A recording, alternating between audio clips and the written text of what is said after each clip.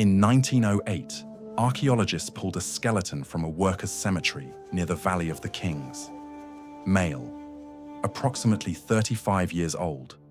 Spine collapsed at 3 points. Knees eroded bone on bone.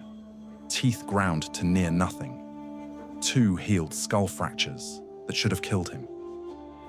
By ancient Egyptian standards, he was one of the lucky ones. He survived long enough to get old. This is not the Egypt of golden death masks and pharaoh's curses. This is the Egypt that actually existed, where the most sophisticated civilization on Earth and some of the most brutal living conditions in human history shared the exact same riverbank, where the bread could rot your fingers off, where the doctors were genuinely trying to help and making everything catastrophically worse, where the sun didn't set the scene. It set the clock on how long you had left. The year is 1250 BC, and you would not last a single day of it.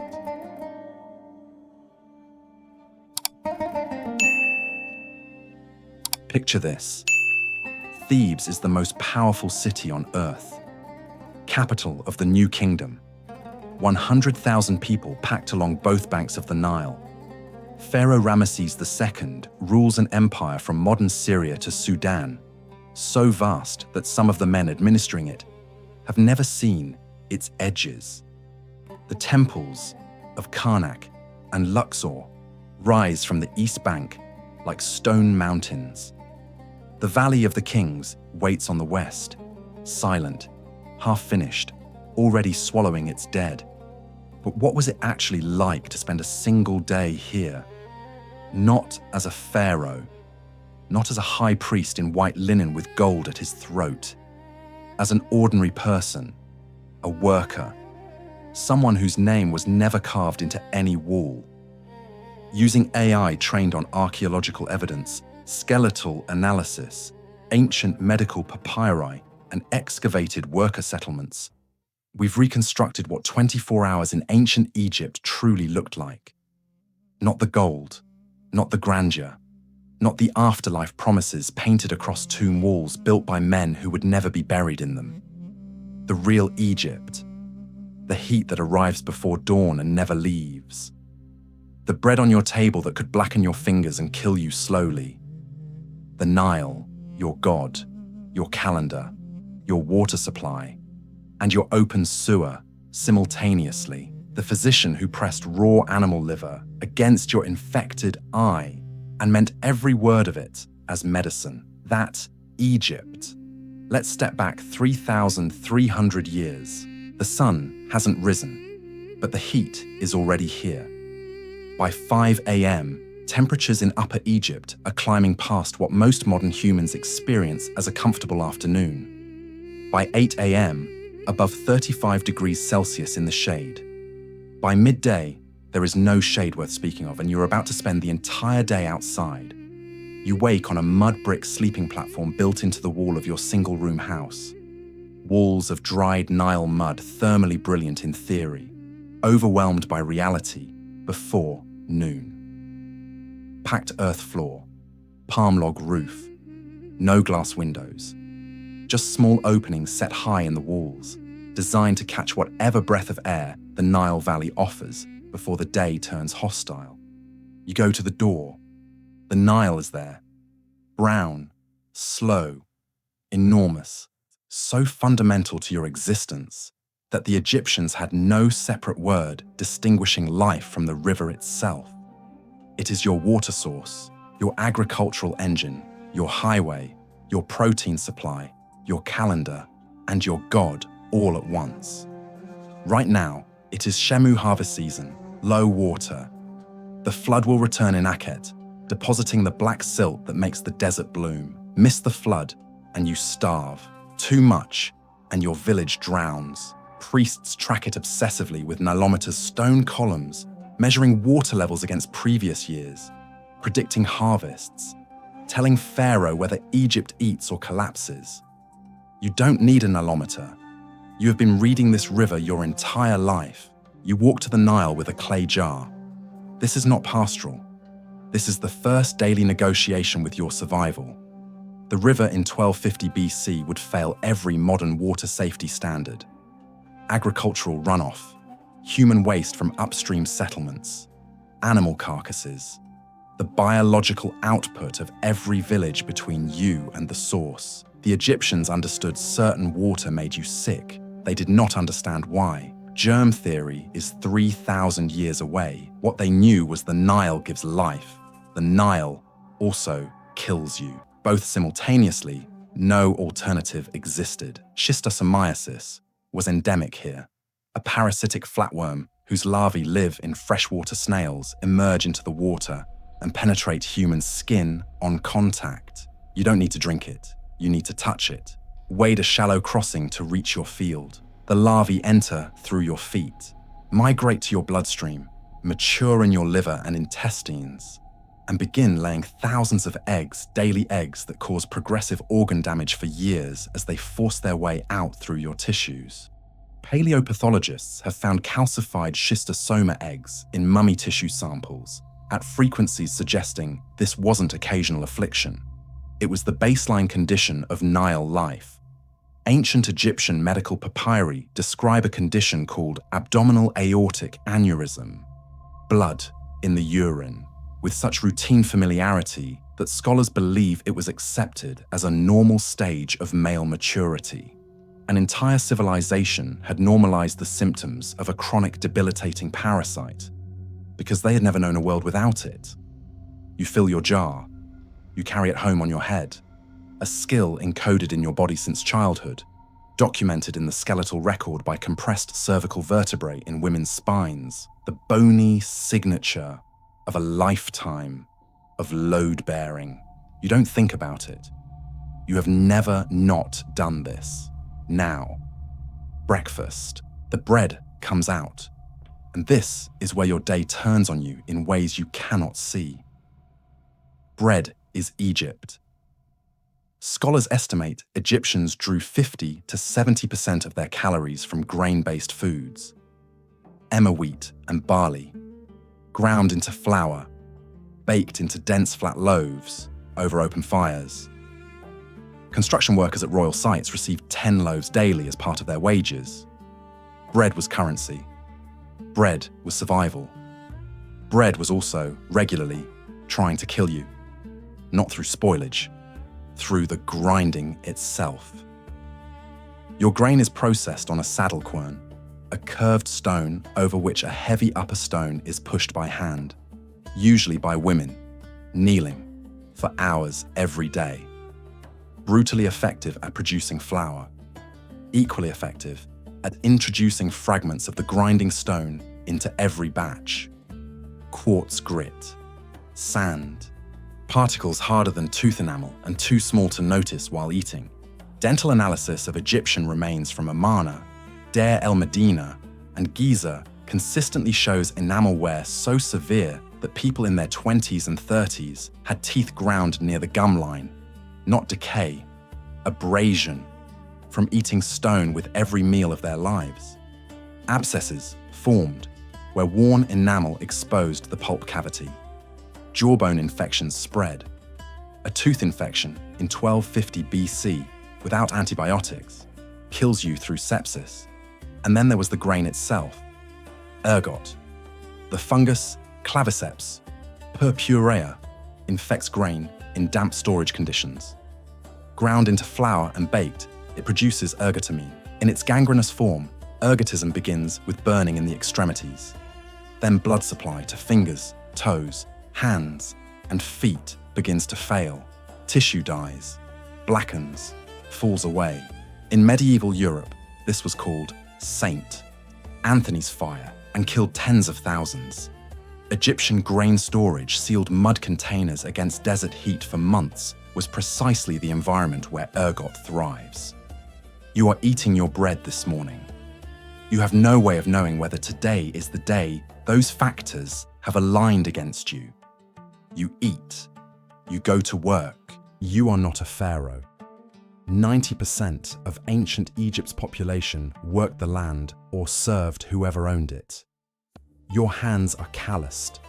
Your back at 30 is already developing the compression injuries that will define your skeleton for archaeologists 3,000 years from now. You are a construction worker, not enslaved.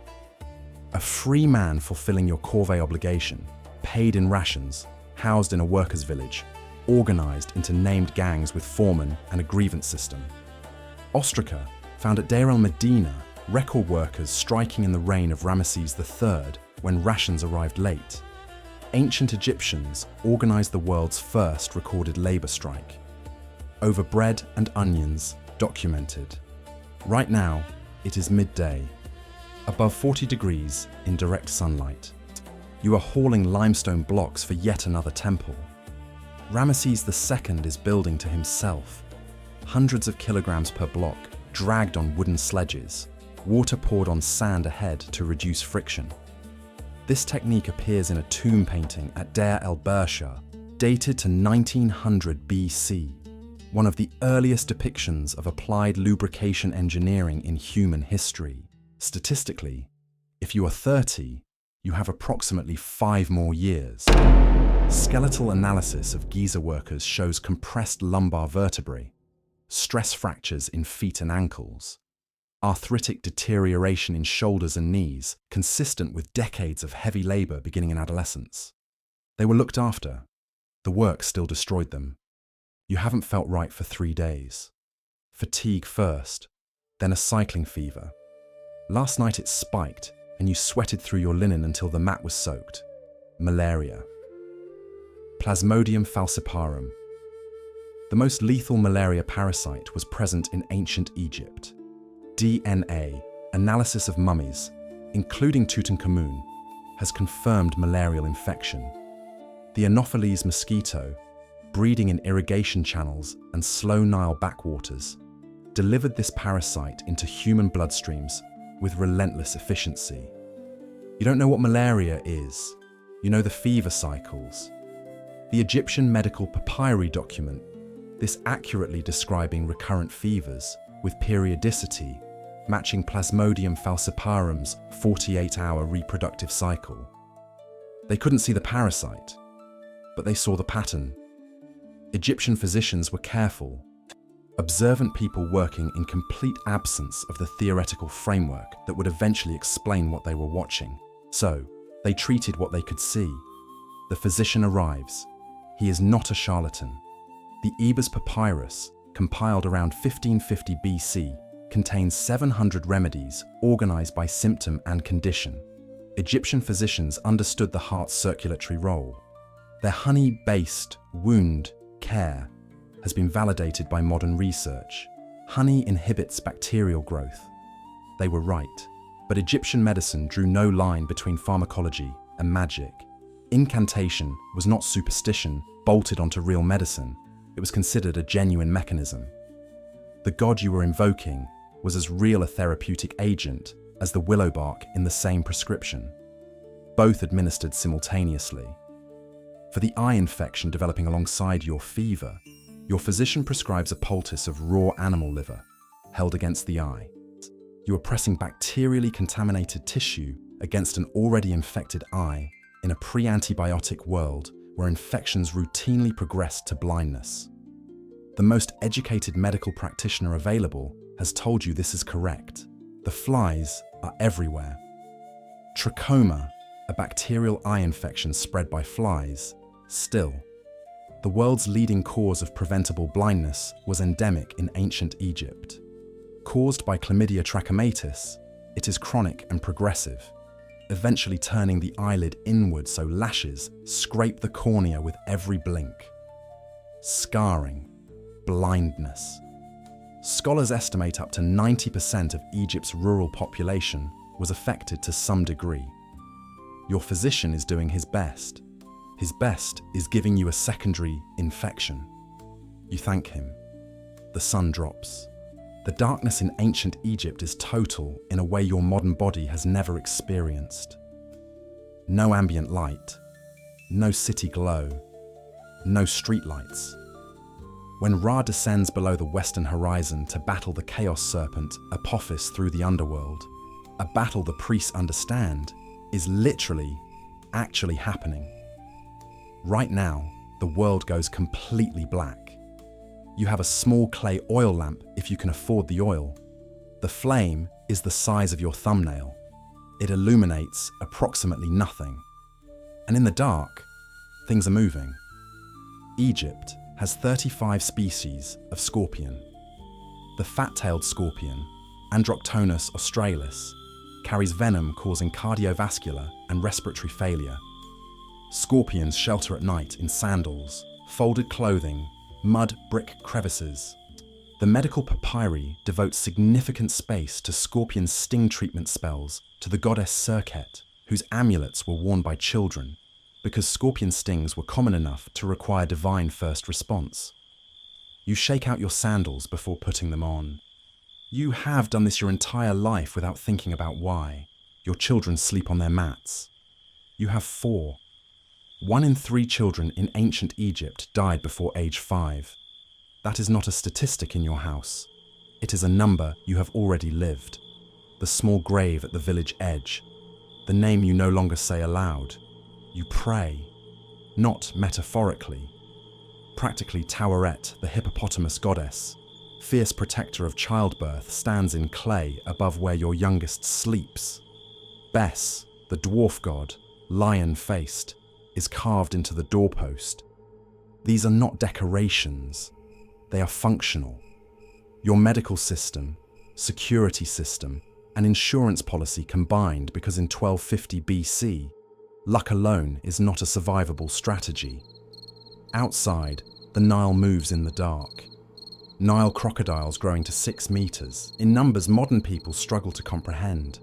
Ancient Egyptian documents record crocodile attacks with the frequency modern documents record road accidents. Sobek, the crocodile god, was not worshipped out of reverence. He was propitiated out of urgent necessity by people who had to return to that river at dawn. You do not go to the river at night. You lie down. The fever cycles.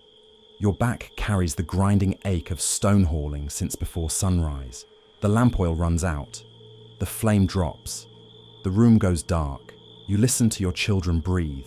Tomorrow, if Ra defeats Apophis, if the fever breaks, if the bread is clean, if the scorpions stayed outside, if the crocodiles stayed in the river tomorrow, you do it all again. You have never considered not doing it again. This is Egypt. The flame goes out. So, that was a single day in ancient Egypt, 1250 BC. Not the gold masks and the obelisks, the real Egypt. Bread that ground your teeth to stumps and sometimes rotted your fingers off. A river that gave you everything and extracted a slow biological toll for the privilege. Work that rebuilt your skeleton into a record of damage. A physician who pressed raw liver against your eye and meant every word of it. A darkness full of scorpions and gods you believed in completely, because in the absence of microbiology, belief was the most rational response available.